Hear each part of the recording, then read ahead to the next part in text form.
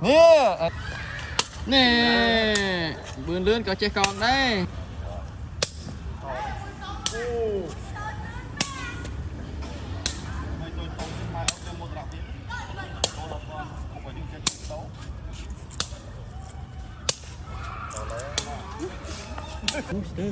Ăn thích. Ăn. Hốt rấp. Ồ, đủ bạc. Này vừa chạy đài. Con muối. Đó, con tipi. Tí bay. Ồ, đâu. Nè.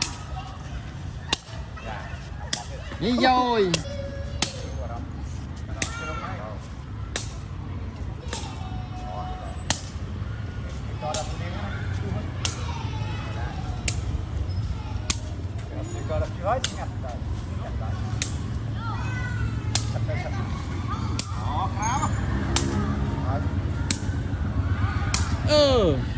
Ban. Chui.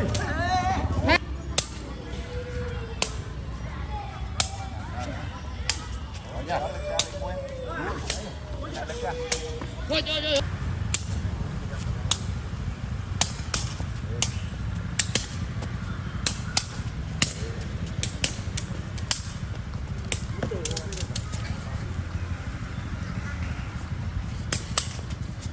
Yeah.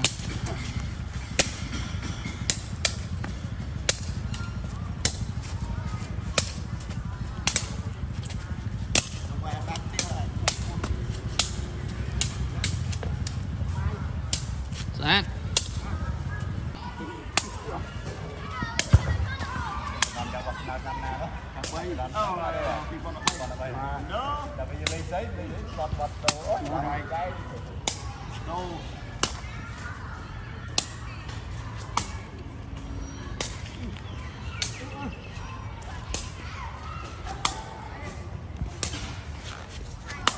Môi. Ô mày lông sạchอย่างนี้ปี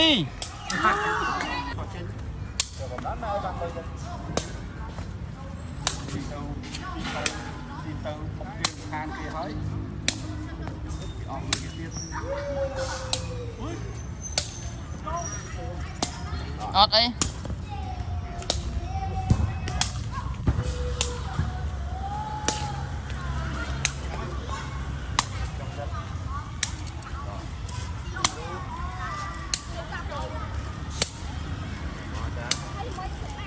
แปดมาแล้ว